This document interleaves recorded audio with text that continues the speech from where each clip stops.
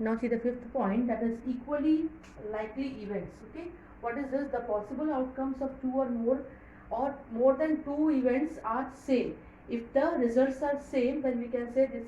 If more than two events, means two different events are there and the results are same, then it is said to be that equally likely events. Okay. Next you see the complementary events. In this event, suppose event E related to S, any of the event which is related to our sample space, and E1 and E2 are two different events, that is said to be complementary if they are having the values other than the next one. It means like for example, take one dice and sample space is given 1, 2, 3, 4, 5 and 6, and event 1 is taken as, suppose, the even number 2, 4, 6, and E2 will be taken as odd number 1, 3 and 5. So here we can say our E1 is just E2 dash. Okay, E1 means E1 here, E1 dash is just a complementary of E2 equal to E2. Okay, like that. And the third next one, E2 dash, is just a complementary of 2, 4, 6, that is of E1. Okay, just a opposite to each other. Okay, like that. This was the complementary set we can say. And here also in the Venn diagram you studied in the first chapter. In Venn diagram also you can draw like this. Like here, Venn diagram. If suppose this is the sample space, this is the circle one, this is our events, and whatever events is not here, that it will be a E dash. Okay, that we call the complementary set of two events.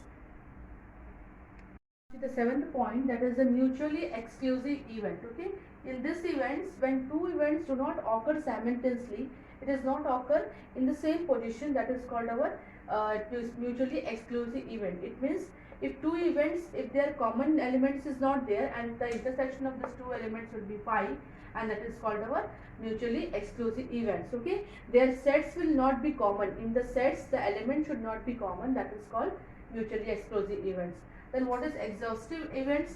When every point of the sample space is an element, at least one of the event should be there. Okay, so if suppose sample space is given there, for example here we can take two coins are tossing together, so head tail head, or tail. Okay, if the at least one of the element should be in the event, that is called our exhaustive events. Okay, one element should be there out of this sample space, then it is called the exhaustive events. Okay, in exhaustive and mutually exclusive events, here in this only one and one event happen at a time, that you know very well. Suppose two coins are tossed together. Okay, two coins are tossed together and the sample space will be H tail, head and tail and head, and tail and tail. So in one event, okay, in one event only one event is happening at a time.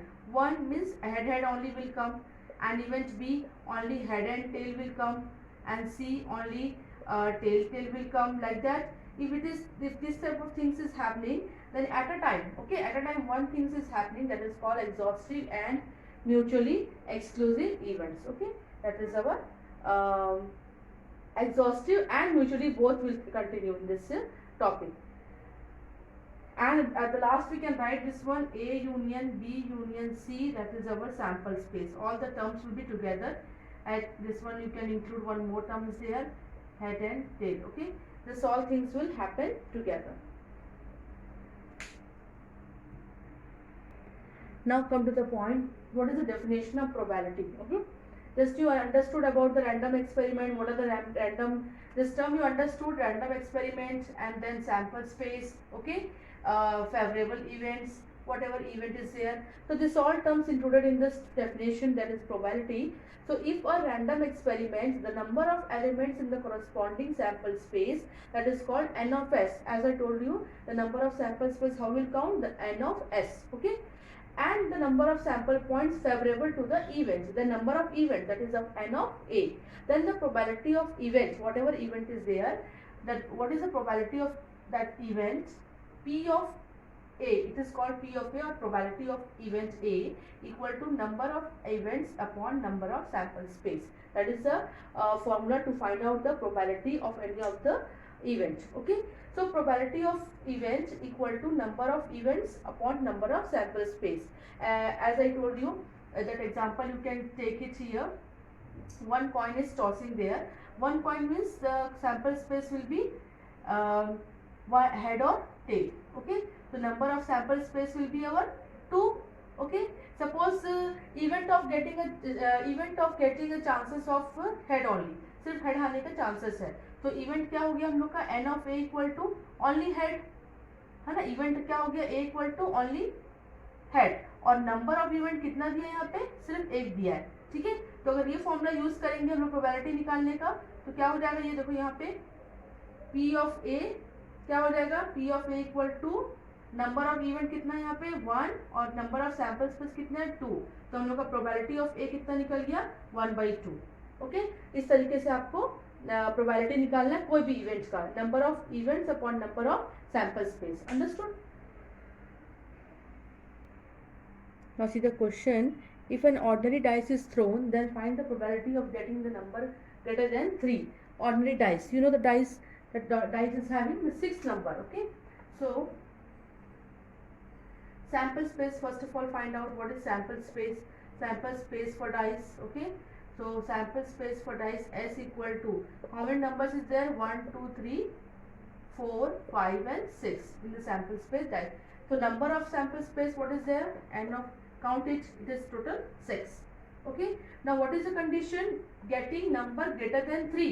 Greater than 3 means how many numbers are there, 3 numbers are there, 4 5 6. Now you can write event of getting number greater than 3. Okay, so event you take it a as a, so what are numbers 4 5 and 6, जो 3 से ज्यादा हो उसका हम लोग का event बन गया, 3 से ज्यादा हो, तो नंबर ऑफ ए कितना हो गया हम लोग के पास 3 हो गया, number of A equal to 3. अब हम लोग को प्रोबेबिलिटी निकालना है, probability of A equal to number of A upon number of S, so 3 upon 6, 1s are 2s are, so answer will be 1/2. ठीक, ऐसे आपको प्रोबेबिलिटी निकालना है बाय यूजिंग दिस फॉर्मूला. ठीक है, आपको बस इवेंट वहाँ पे कंडीशन देखना है कि क्या कंडीशन दिया हुआ है, साथ में क्या चीज़ दिया हुआ है, कॉइन दिया है, डाइस दिया है, कार्ड्स दिए हैं. ठीक है, ये सब देख के आपको प्रोबेबिलिटी फाइंड आउट करनी है.